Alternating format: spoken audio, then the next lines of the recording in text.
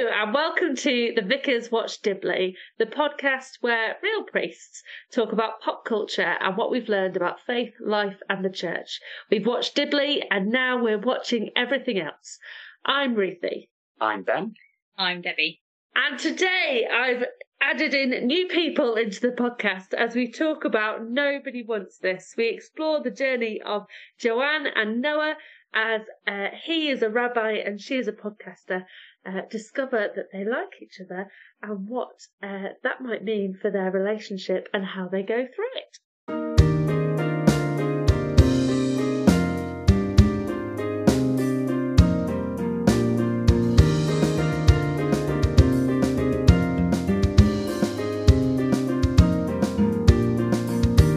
Well, a holy happy hello to you all.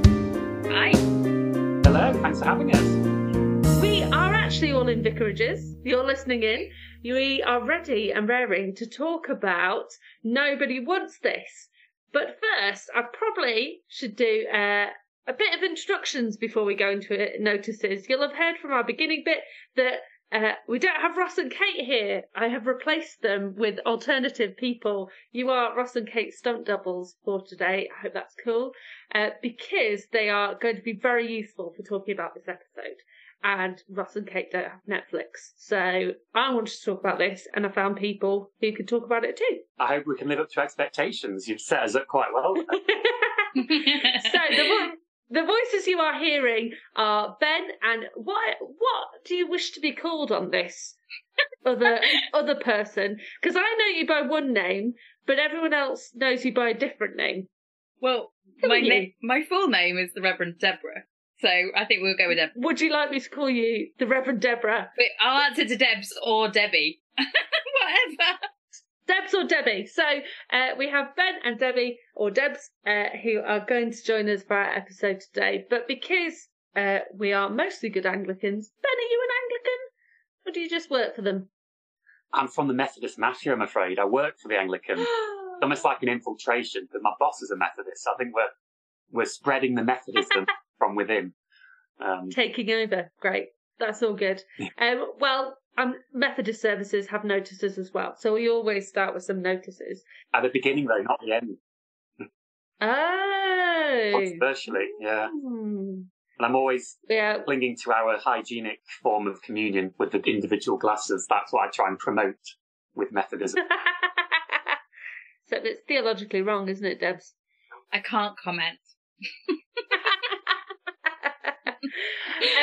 Today we are recording on what has been Remembrance Sunday.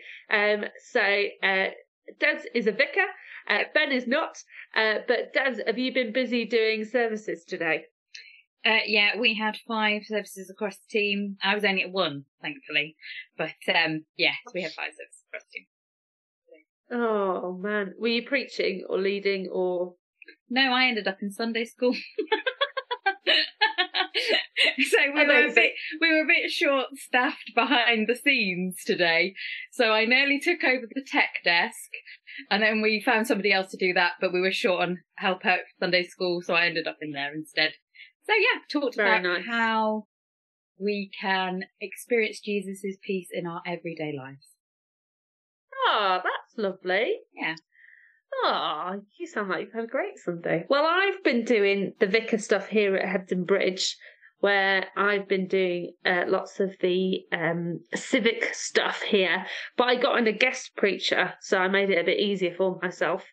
I got in a person who was a chaplain in the army, is retired now, but has done a couple of tours. And he's also my dad, so I managed to bring in the family. Yeah. Just come and do my job for me. Yeah. Dave. Exactly. Yeah, gotta love David Banbury. What a ledge.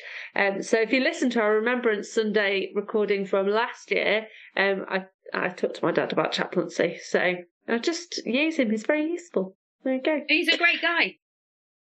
Yeah, he's good. He's good. I'm a fan. So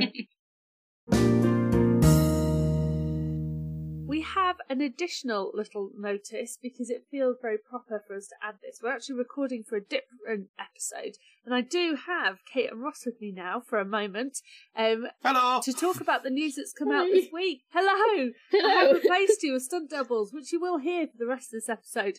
But this week it's been announced that Archbishop Justin Welby has resigned from his role as Archbishop of Canterbury, and it's been following a safeguarding incident where he failed to report something that he should have reported many years ago, and so after saying he wouldn't step down, he now has stepped down.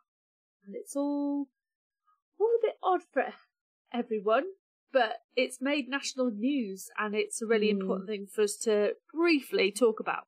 So yes, this is what everyone is talking about. I did a communion service today, and this was a topic of conversation during coffee after the service. It's probably going to be what lots of people in the church are talking about for the next few weeks, and outside of the church in the newspapers. We won't go into the details of the case itself. If you want to read about it, there are many sources, church and non-church sources to read about that. What do you make of it all, Ross? It's a deeply sad thing, I think. I was on General Synod when we were talking a lot about safeguarding, and it was clear that this isn't simply about Justin Welby. This is a whole cultural system that is broken and that needs huge revision. And ultimately, I think the Church of England does need independent safeguarding scrutiny. Yeah. Welby has done amazing things within his ministry for the Church of England. During his time, we now have women bishops. The whole conversation around sexuality, gender and relationships was really brought out into the open. And also in his early days, there was he took down Wonga.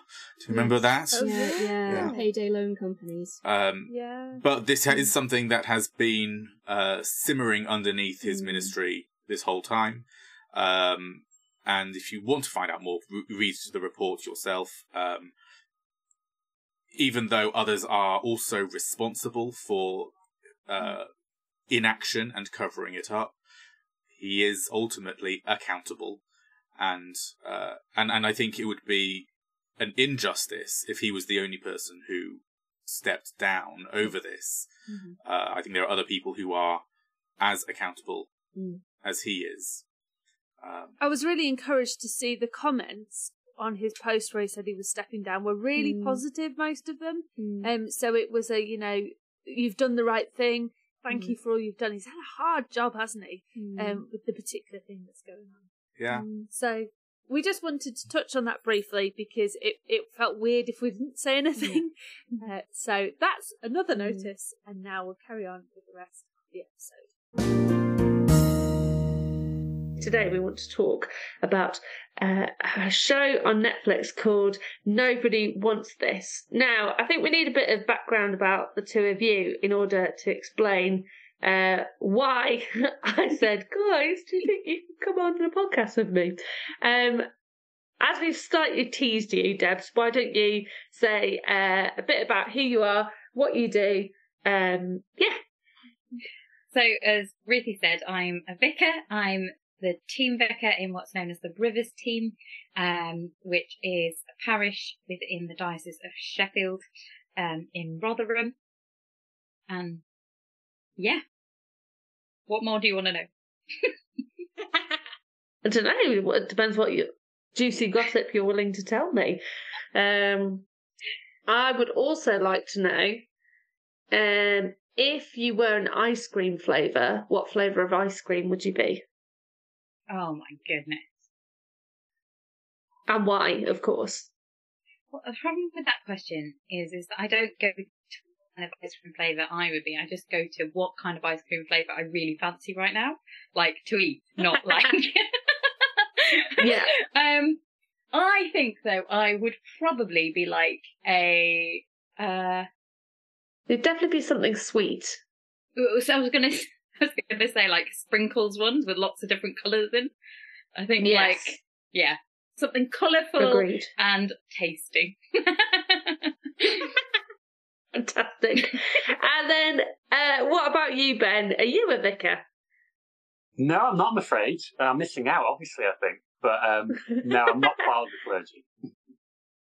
Oh, so what do you do then, Ben? You sensible person. Oh, I don't know about sensible. I'm a communications officer for the Diocese of Sheffield. So that's obviously within the Church of England, helping to promote good news stories from around the diocese, help parishes with any social media queries, sort of helping to run our social media channels and interviewing people. And that's, well, how I first met Debbie, really. Whether we go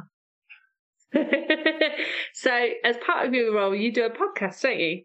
I do. Thank you for the plug. It's Words of Grace. You're welcome. We've launched that August last year. I co-host that with my colleague, Paul Sheridan. Basically sharing faith stories from across the diocese, different clergy and laity. We've just gone past over 70 episodes now, and it's had a really good reaction. I've been really pleased. But basically, it's given a welcoming, safe space for each guest just to talk about their journey through faith, their current role, what they do, sort of thing. And it's gone far better than we thought. I'm really pleased with how it's been going. Ah, that's fantastic. It is nice when you do something like this and you go, oh, people actually listen to what we've been doing. And Debs, you were on the podcast, weren't you? Yeah, I was. So what Ben's alluding to is he interviewed me twice. Like the first time we met was on Zoom because he interviewed me for an article within the diocese, and then he invited me on the podcast. So I got to be interviewed again then. And just to put it out there, you guys have, you've gone through the stage of podcasting, and maybe there was a little flirtation that went on there. Is that right? I'm not sure at that point necessarily. But yes, we are now in a 3-month relationship. Yay! As actually, as one of the characters says on Nobody Wants This, we're qualified as boyfriend and girlfriend, but we dealt with it as we're no longer on the apps. That was the sign of love. Perfect. We're no longer on the apps. That's the point. You're like, yeah, because I asked you guys if you'd be up for doing this, and I did say I didn't know if you were podcast official yet, so whether you wanted to put it out there that you were dating on a podcast or not, and you fools said, yeah, go on, we'll give it a go. And the romantic film that brought us together on our first date was Deadpool and Wolverine.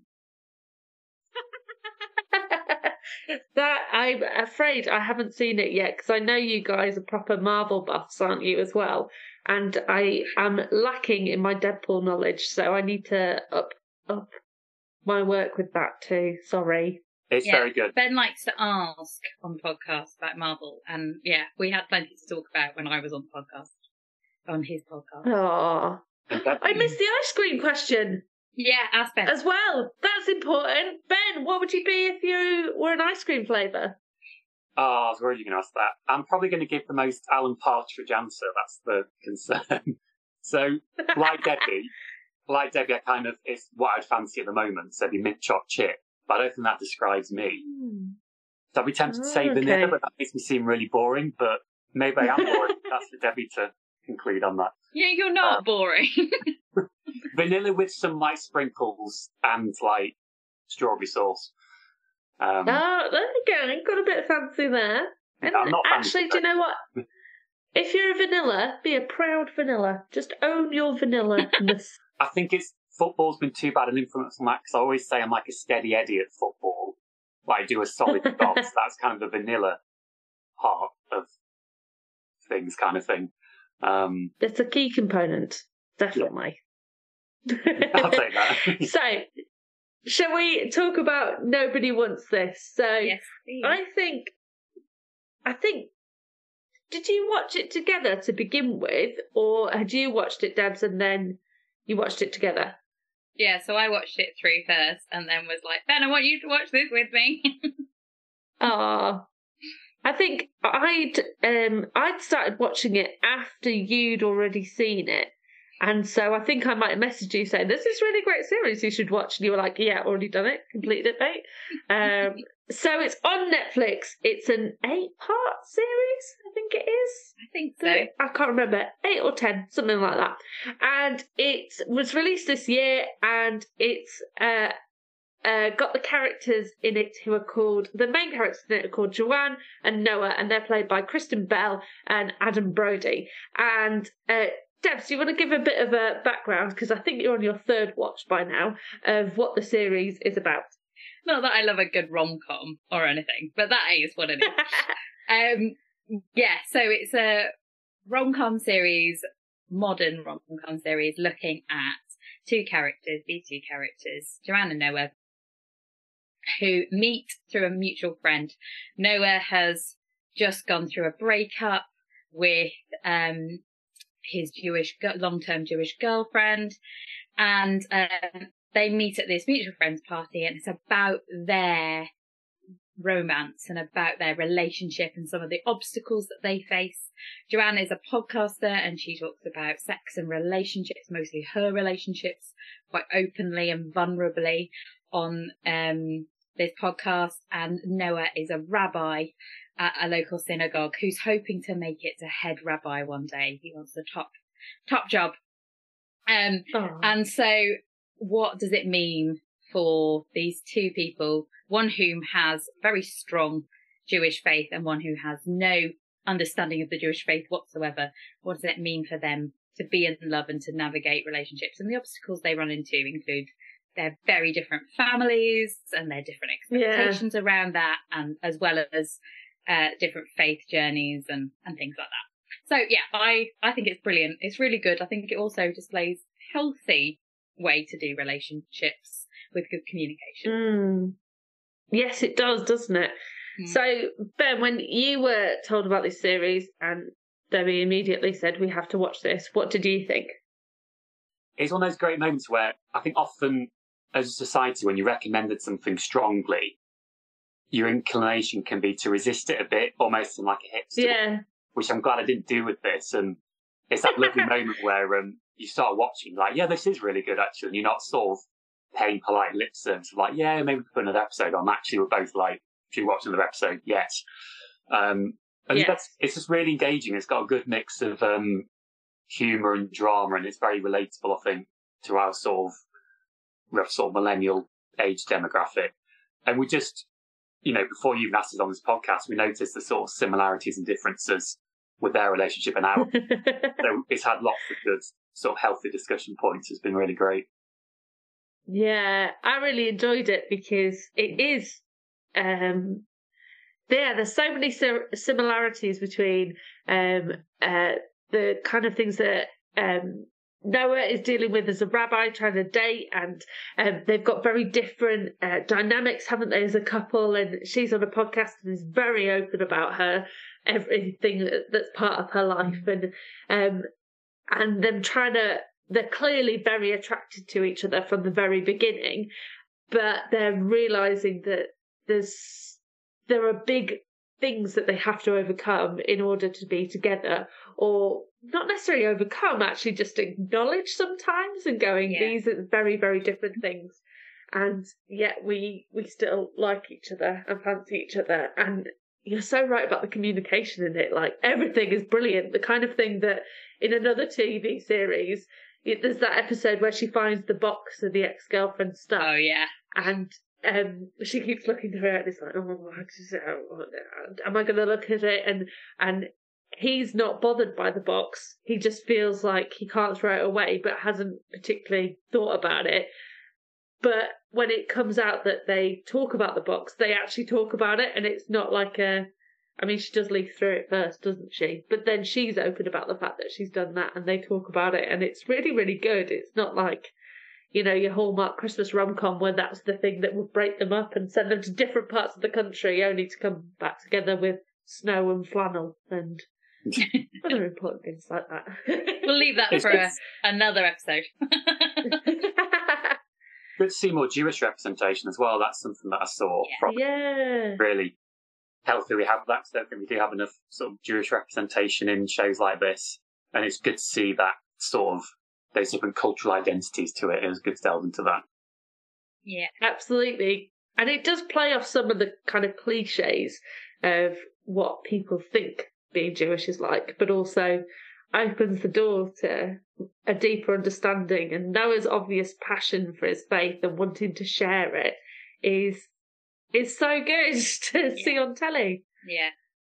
Definitely. I think it obviously we'll delve into this about the sort of tension between Noah and his boss and wanting the top job, but it doesn't go down the stereotype of like it being a really conservative synagogue and it being sort of joyless. You see that camp they go to that invites Joanne to, and lots of really fun activities and make it really engaging for a strong sort of youth presence there. So it was good it kind of shows some aspects of faith you'd expect, and I think it challenges some misconceptions as well. Yeah. Yeah. And I also think that one of the useful things it does, because she's a Gentile, because she's not a Jew, actually she's able to ask the questions which maybe we as viewers have. So what is Sabbath? What is, what does Shalom mean? Those kind of things that are very basic for Jewish understanding, very core to Jewish understanding, but enable people who are watching who have no concept of Jewish faith to learn a little bit more. I would love to know what my Jewish, counterparts would make of it, though. Well, one of the chair of governors for a school that I'm a governor of is Jewish, and I was talking about it with him today, and he was raving about it and said he loved it. And oh, great! Yeah, so he thought it was a really good thing. So it has the approval of one Jewish person that I know, but obviously I can't speak for all Jewish people. But I think it has really opened that conversation about, yes, Jew and Gentile relationships, but just relationships of people who have faith or no faith, and those of different faiths coming together. There's another Netflix film, which I'm sure you've watched as well, Debs. The Wedding Season. Have you seen that one? Wedding Season? Where it's about Indian family, and her mum is setting her up on all these dates to go on, and she's like, stop it. And so she pretends to date, that classic trope of rom-coms, she pretends to date the guy that her mum has set her up with so that they can go to all these weddings together and not be miserable. Have you seen it? No, I've not seen it. That's unusual. Oh, it's fantastic. And there is a wedding that happens where one of the half of the couple is Jewish, one half is Hindu, and there's another one where one is Muslim and the other's Hindu, and actually the challenges that they face in their relationships. One of the couples actually it's celebrated and both the families are happy to come together. In one of the other, the Hindu-Muslim wedding, the parents don't come because they disapprove so much, and shows that different relation. I'm really surprised you haven't watched that. I would have put you down to bank to rights to have watched that film. Right, I'll have to see it. There you go. Maybe I won't make Ben watch it though. I don't know. He looks really pleased to watch it.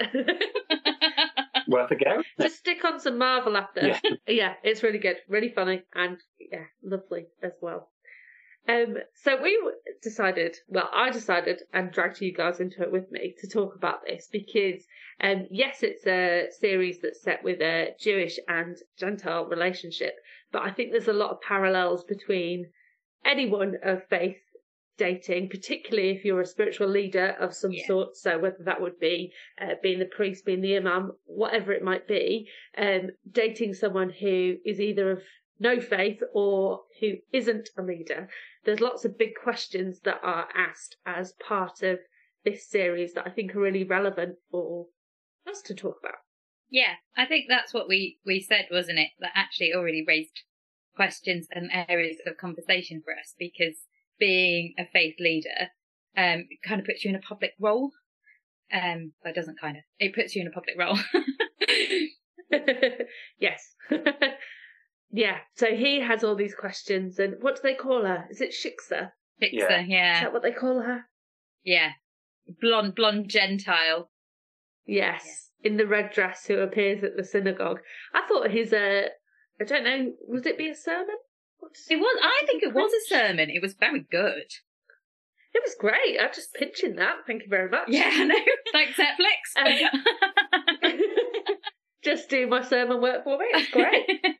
Like Debbie said, the sort of public-facing role, that's the parallel I see. But the key difference, and I'm grateful for this difference, is that I think in Joanne's case, it's kind of like she's been scrutinised, and it's a resistance, it's a negativity from that community, and certainly from Noah's mum.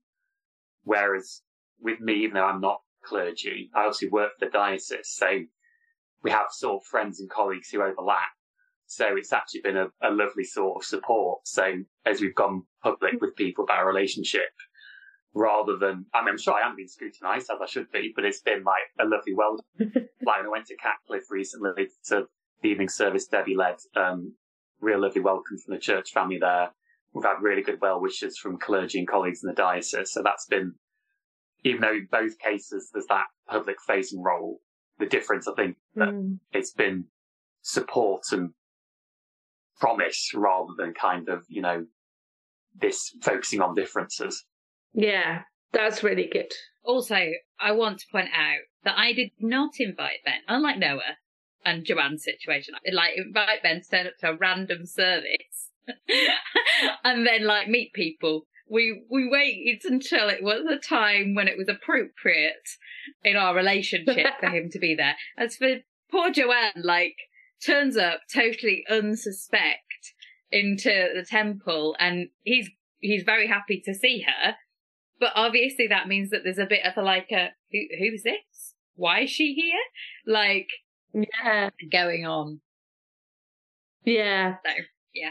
Yes, and I think that shows again the cultural difference, doesn't it? That there is a massive difference. And I wonder if that's the case for church in the same way that actually just turning up is, you know, terrifying. Well, it is terrifying for some people, and whether there are more familiar expectations for going to church in this country for those who've gone to like primary schools where they've done visits and stuff like that.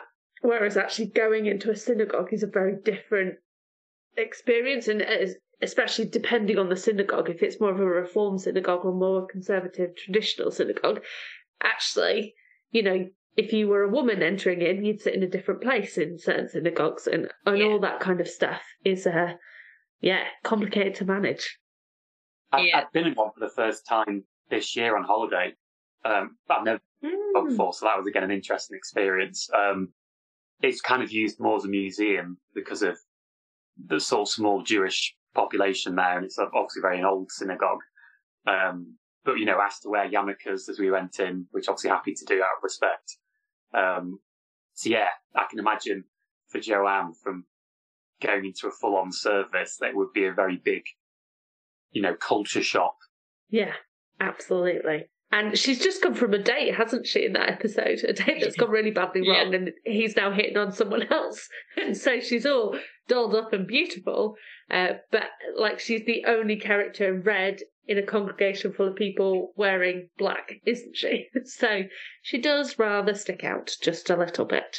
But she is faced with these questions that have definitely come up in my life of dating, that as... what is it to be the rabbi's wife? What is it to be the partner of, you know, hopefully the head rabbi? That's what he wants to become. And the expectations that are put upon you because of that. And, you know, we've joked about it in the podcast previously about, you know, vicar's wife who are expected to come and, you know, bake cakes and wear floral print dresses and produce many children and lead the prayer group and do the toddler group on a weekday and lead the Sunday school. And there are all these kind of expectations that do still exist in a slightly different way. So when you get a vicar's husband in the mix, which we know a fair few vicar's husbands, that's a whole other kind of worms like, oh, but you can't wear the floral dresses. How do we do this? She has to work out where her place is in it, and, you know, is that a place that she could fill as well? Yeah, I think it's interesting, isn't it? Because this is kind of alluded to more towards the end of the series, of kind of what might it be to be a rabbi's wife. And that's partly to do with as their relationship is progressing. and the external kind of factors which are coming into this. But I think even in that episode where she goes to the temple, there's that kind of parallel. One of the things we've talked about is that parallel of what happens when you get stuck having conversations at the end of the service, because she's like stood outside for 15 minutes waiting, thinking, oh, he's coming, and he's having pastoral conversations or conversations with people who think their thing's really important, and so they need the rabbi's attention, and that's quite common for us as clergy, isn't it?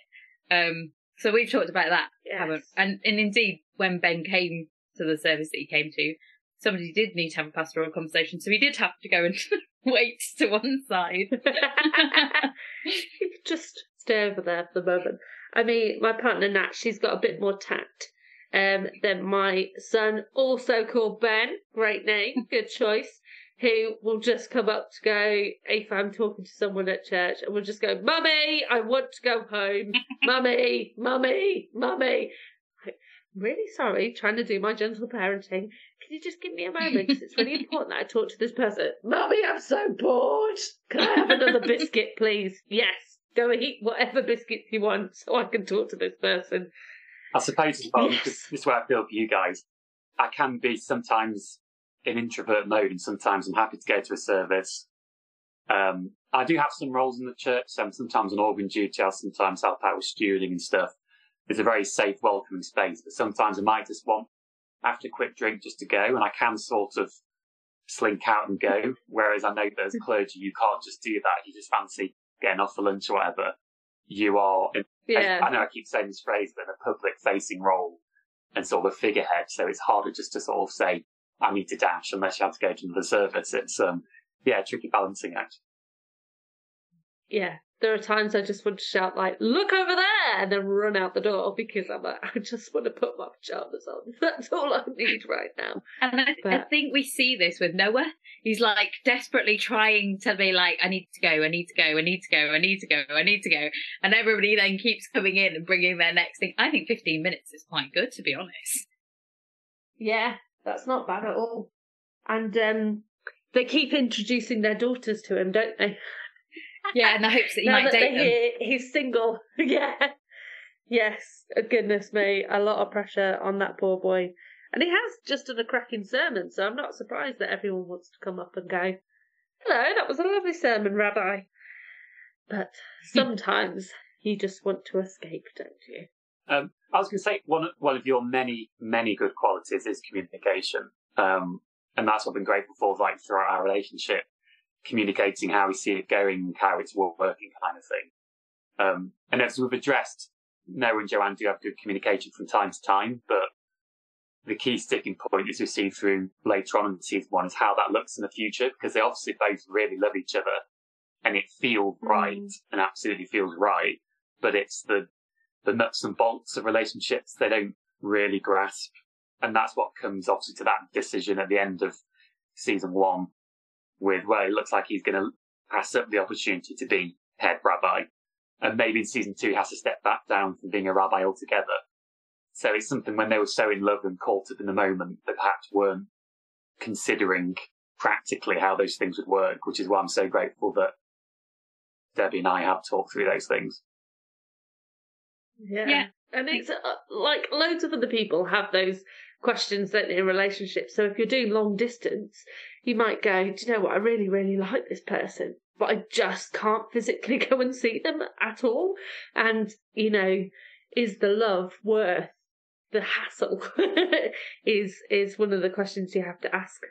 Absolutely. Mic drop from Ruth. You just crushed it. So the other side of the series, we've talked a bit about Noah and him being a rabbi, is what Joanne does, and her job is as a podcaster.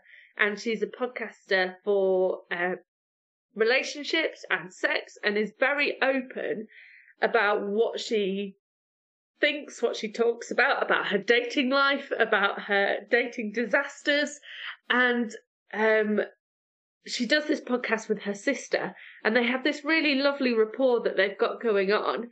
And then as she starts dating Adam, who is far more stable than any of her relationships have been for a long time, and she appears to get, in inverted commas, boring, according to some of the listeners. And they've also got this big deal that's going on that they might get more money for their podcast and more people are interested in it. She is struggling with her openness and wanting to keep things private and not being able to talk about all their relationship, whilst also that being their kind of brand as a podcast. Now, Ben, your podcast brand isn't the same as that.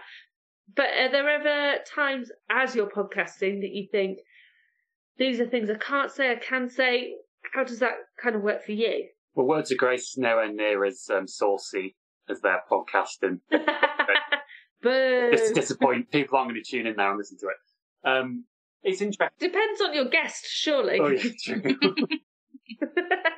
I think for us it's interesting because I know they do have guests on their podcast, but on ours, for me, I think it's the priority is the guest and their story. So we tend to be more reticent about ours. We have opened up a bit. So the opening episode, we go into a bit about our faith journey. And again, for our 50th special, we kind of delved into that a bit more.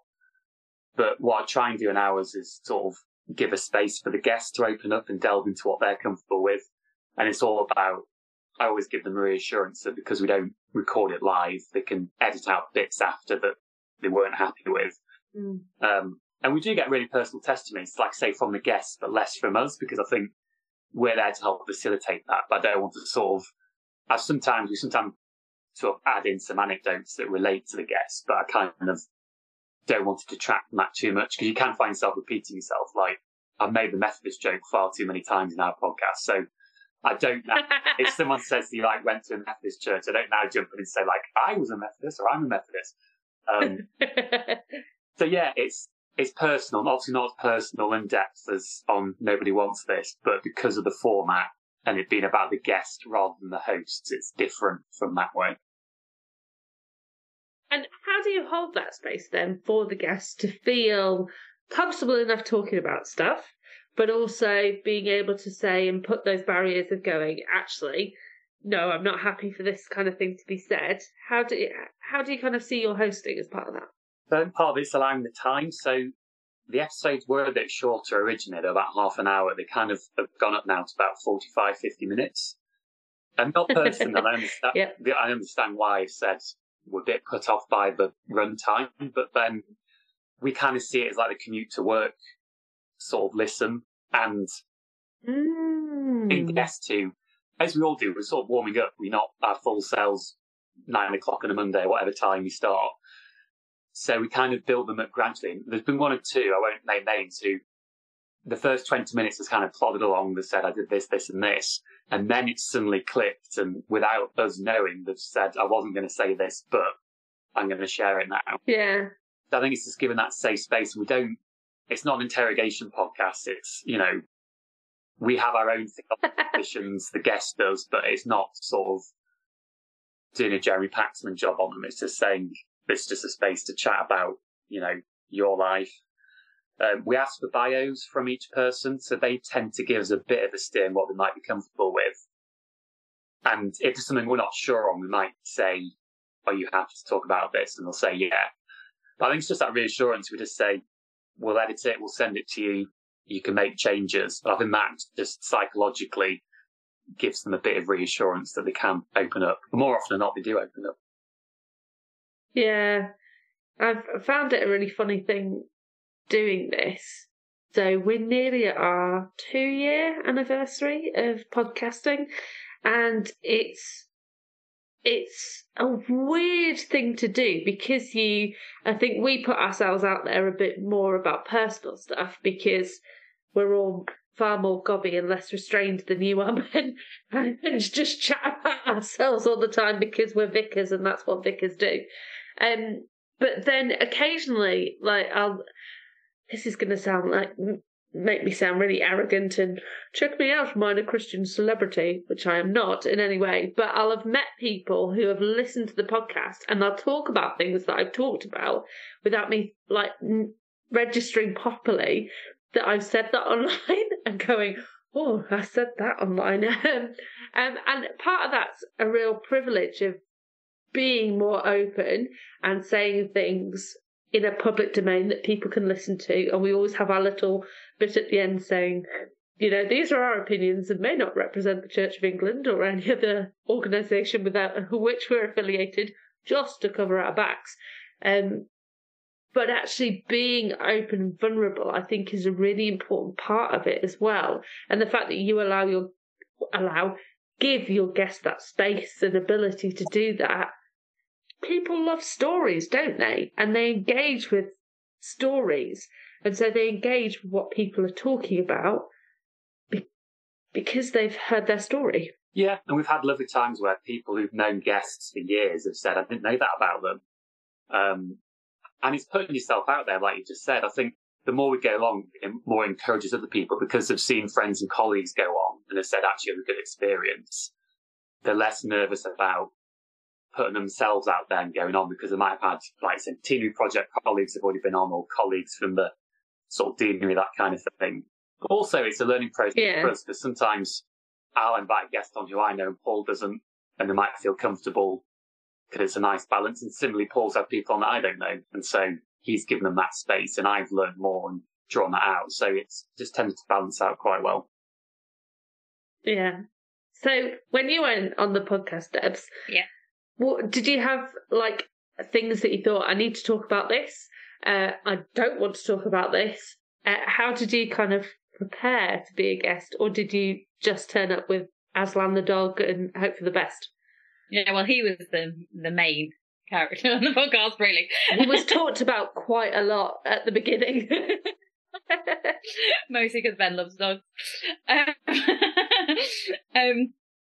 Yeah, I mean, I was quite early on. I was episode 13. So there hadn't been that many. I can't remember how many had come out before I actually recorded mine, but there hadn't been that many. So I think I'd listened to only one, like the first episode, which was released. No, the second episode, which was released. The first one with introduction of Ben and Paul. So I'd listened to that, and then I'd listened to the second episode as well, just to get a bit of a flavour for what the questions might include. And mostly it's telling our own faith stories, which as clergy, we are encouraged to do all the time, aren't we? And so in some ways that's quite natural. I was a little bit aware, having not done podcasting before, that I was putting something out on the internet for others to hear and potentially then know about me. And I've definitely had congregation members and colleagues and things listen to it and go, oh, okay, right. And then again, like you've just said, I'll say, oh, this, and they'll go, oh, yeah, you said that on the podcast. And I'll go, did I? So, yeah, I can't imagine how many episodes down you are, Ruthi, like how often that happens. But yeah, I did feel pretty safe. Well, yeah. On the podcast. Yeah. Good job, Ben. Good job. Yeah. So, it's a weird and wonderful format in so many different ways. And for a nation that's so obsessed with screens and watching things, why do you think people listen to podcasts? Why do we bother doing what we're doing? I think it's really interesting because they tended to be a bit more niche about 10 years ago, podcasts, and they weren't, to me anyway, they weren't seen as like up and coming. I don't know if it's because of lockdown or something like that, but I guess it's kind of it's giving you a space away from screen time, but still being connected to sort of social media stuff. Maybe it's kind of a middle ground. And like I say, for me, I know this isn't everyone's experience, and Paul said the same. It's, you know, the commute to work, which I only go from Sheffield to Rotherham, but it can take 25 minutes or it can take nearly an hour depending on traffic. It's just that reflective time, and sometimes I can play the same playlist over and over of music and I get a bit sick of it, and just delving into a really interesting podcast like Rest is History. Others are available. I'm just going to plug there, but the podcast or, you know, theological one, it's just a nice space while you're on the go. I think that's part of the appeal, and that's why I think that longer form, it's one of the few longer forms that helps. Sometimes you see a YouTube video, it might be an hour and a half, and you're like, oh, I'll sit through all that. And yet, if it's like a 2-part podcast on a topic you're really interested in, you'll devour it straight away. And I think that's the appeal of them. And, it's serious money making for a lot of the big podcasts. They're streamed by millions of people, so it clearly has a connection with lots of people. Yeah. What about you, Debs? Do you listen to many podcasts? Apart from both of ours, obviously. Well, obviously. A friend and boyfriend's podcast, got to listen to. Yeah, I think I enjoy listening to a podcast whilst I'm doing things in the house. It can feel sometimes a little bit like, I think it takes the form which radio used to take a lot more in people's households, and feeling a bit more like part of a conversation. I have had podcasts which I've listened to the odd episode of because I wanted to hear about the person who's being interviewed and I want to know more about them. I've listened to podcasts which delve into a particular area of topic because it's interesting, that kind of thing. And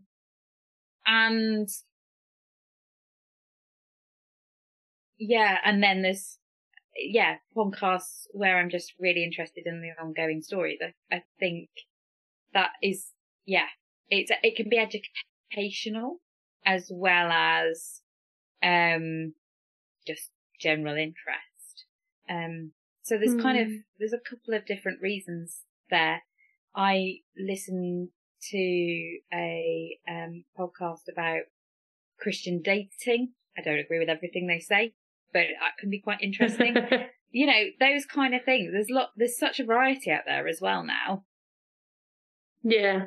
I tried listening to a podcast whilst I was pregnant that was about giving birth, a Christian podcast about giving birth. Oh. And in the first episode, maternity and being pregnant and all this stuff. In the first episode, it talked about labour, and it was talking about labour and saying, just you don't need to worry about labour because just think about your suffering and how little it compares to the suffering of Christ. And I was like, turn off. Yeah. No, thank you very much. I don't need to know that right now. I think it's going to be very hard work. Thank you very much. Pastorally insensitive. Feel guilty. Yeah. So, yes, we didn't listen to that particular one anymore because of that. But you're right about that variety, isn't there? That there's ones, talk about food and ones that are storytelling and ones that are essentially books and ones on different topics and characters that you get interested in and, all these different things that can spark your imagination and, a really helpful way to listen to stuff and engage with stuff whilst also doing other things like commuting or doing the washing up or whatever it might be that you do whilst podcasting. I suppose it's our attention span, isn't it, as well? Because I am trying to get but,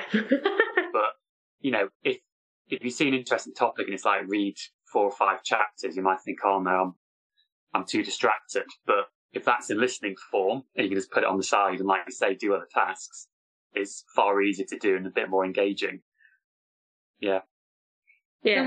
Someone said to me today that they actually listen to podcasts or YouTube videos about which will give summaries of books because they're a slow reader and so they find it hard to get the way through a book. And so actually if they can get the general gist of what the book's about, that could be helpful as to whether or not they want to then invest the time in reading the book or whether actually they're quite happy with just knowing what they now know.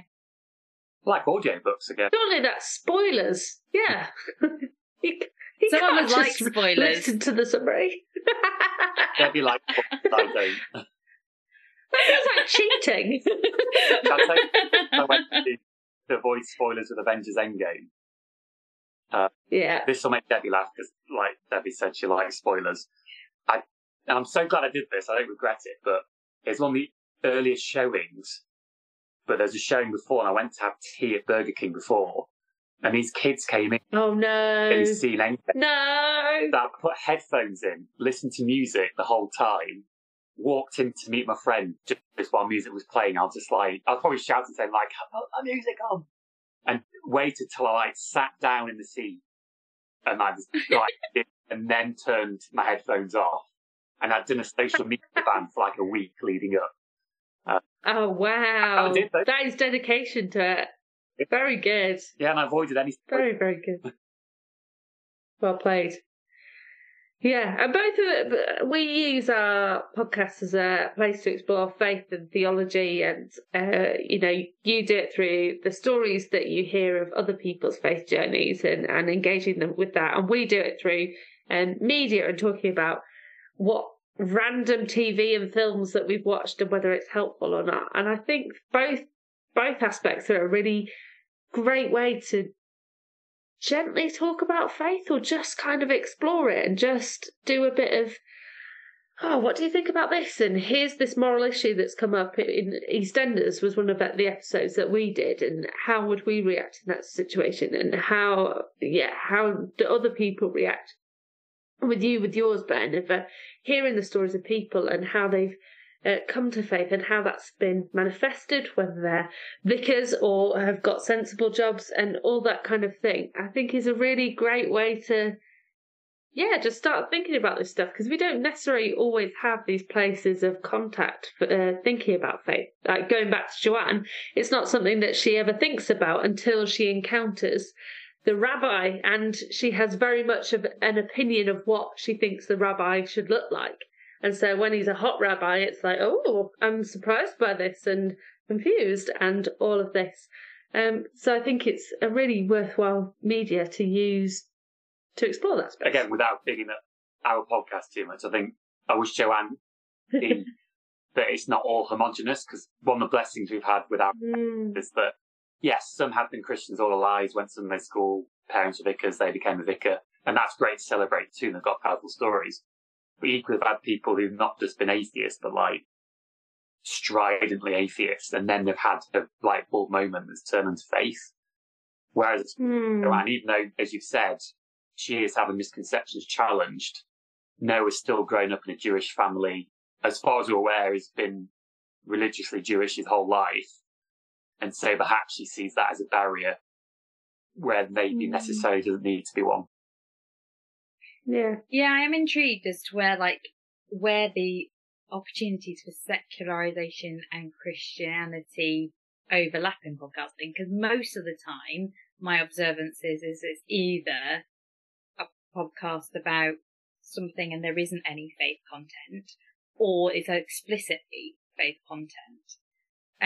Although I'm about to contradict myself, because I did hear a podcast this week with an actress who's just brought out a book, and she talks about it's Bethany Joy Lentz. How you remember her surname? Can't remember. And she's just brought out a book called Dinner for Vampires, and it shares her story of being a Christian and being in a cult while she's on One Tree Hill. And of course, so she's being interviewed on lots of different podcasts at the moment and various platforms to advertise her book, but she's openly talking about her Christian faith and where her Christian faith now is, having been through that experience as well. She's still a Christian. And of course, that's quite an interesting kind of overlap. But, as Christians, it's a platform to use and it's a platform to share. And I think it's not just for Christians, is it? Like, it's for everybody. And so, it is right to share faith in podcasts. It's just another medium. So, to kind of bring things together then, in Joanne and Noah's dating life, they encounter some interesting situations as they go out on dates of meeting kind of both sides of their families and friends. So Joanna's friends have a concept of what a rabbi might look like. Noah's family are making all these assumptions about Joanne, and some of them are correct and others aren't. Have you two, in your dating life, had any awkward encounters, let's say, the kind of thing that would make good telly or a good story on a podcast that you can pastorally share? Somebody did ask the other day when we were at a bonfire party, so how do you know Debbie, to Ben? Ben was like, well, I'm her boyfriend. Hadn't quite been communicated yet. But we were clear that he was my boyfriend. We didn't do the, this is my friend, like Noah does with Joanne at one point. We were very clear. Yeah, we're not friend zoned. Brutal. But we've had, because obviously, we are official, have been for a while, but we have the kind of funny but nice moment where we're not quite sure some people do know or not, because obviously the news has dispersed, but people are hearing it more on the grapevine. So we've had a couple of times last week or so where I've mentioned Debbie passing on her best or whatever, and then the source said, are you two an item? And this guy's like, oh, I thought you were. They don't want to assume that they're intrigued, so it's that kind of clarification that they're now getting. No, and we've been quite fortunate, like Ben said, in the fact that unlike with Noah hiding from his, not to give too much away about TV series, but that he hides from his boss that he's dating a Gentile. We've not done that. We actually emailed our bishops and let them know really early on. We did want them finding out second hand.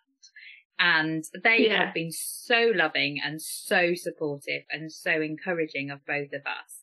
And that has made things so much easier. In fact, Ben told me a story yesterday that I didn't know about when I'd been on the podcast. Do you want to tell that? Yeah, it's quite funny. So one of our bishops, this was not long after Debbie's episode had gone out, came up to me and was asking about how the podcast has been. Of course, he's been on the podcast. And he said, yes, and Debbie Coyne, who you've had on recently, what was the rationale behind that? And I was kind of thinking, like, that sounds really harsh. And I was kind of saying, like, well, with new clergy, it's an interesting perspective. She was at our open day for clergy, so I just thought it'd be quite an interesting line. He just, bear in mind, he's quite deadpan. He just sort of went, and it's nothing to do with her having a dog. I was like, that was also the factor, but yeah. It's very quick. Well, he does quick, but it's like a surprising quick. I just thought, wow, is he like really hammering who I'm choosing to be a podcast guest? But he correctly deduced the dog influence.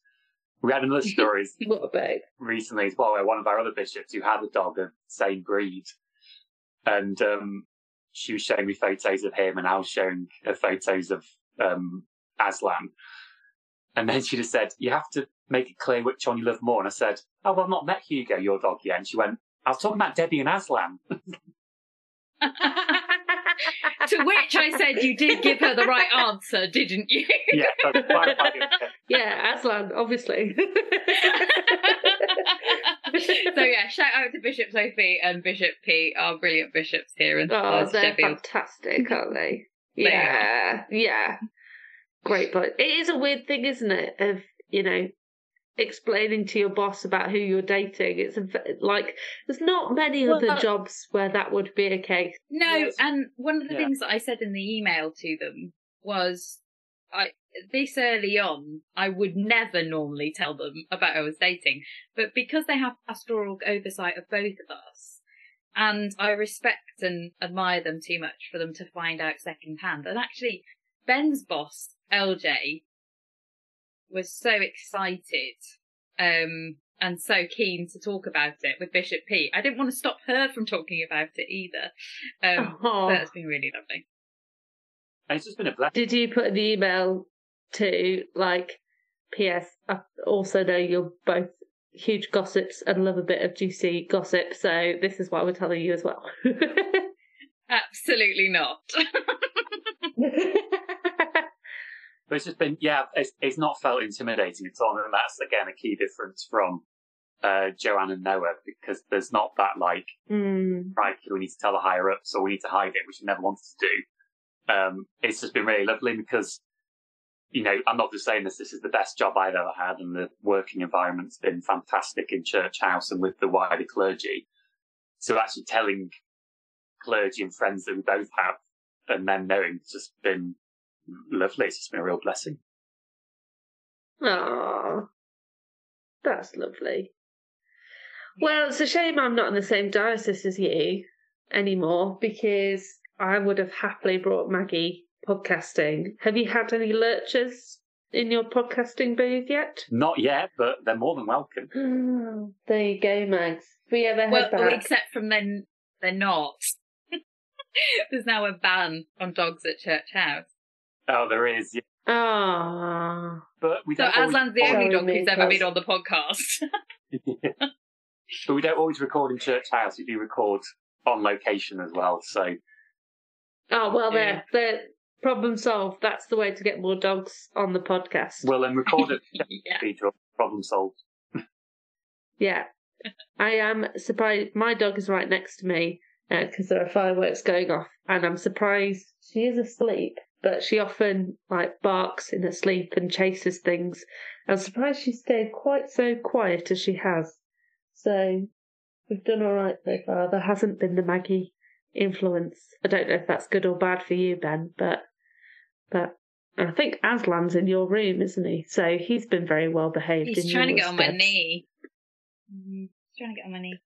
He was really well behaved during the recording, wasn't he, actually? I was almost disappointed because I kind of wanted some sound effects of him barking. Really quiet and really well behaved. So Debbie says I'm blathering on for ages about Aslan's here, Aslan's here. You wouldn't know if we hadn't sort of signposted it. You gave it away. There we go. I know. Cool. So I hope you've enjoyed listening to our conversations about Nobody Wants This. We think it's a really great show. Would highly recommend you go and watch it. And we hope that you found these discussions on podcasting and dating all in the weird and wonderful world of faith. And maybe our conversations have given some insight into what this actually looks like. So go watch Nobody Wants It. It is great. But yeah, thank you so much, Ben and Debbie, for coming on. Thank you, Ruthi. It's been really fun. Thanks for having us. We hope you've enjoyed this episode of the Vicars Watch Dibley. Thank you to Nat for editing our ramblings. Any opinions expressed are our own and do not necessarily reflect the views of the Church of England or any other organisation with which we are affiliated. If you like our podcast, leave us a review, follow us on social media and share it with your friends. And, as always, bless you for listening. Nobody Wants This has been such a good show. I think one of the most powerful things about that has been Noah's story arc. Oh, no! That is awful. That's Tim Vine's fun level. You made your own joke for it, and amazing. I know, terrible. Well played. You're dating him. I know, tell me about it.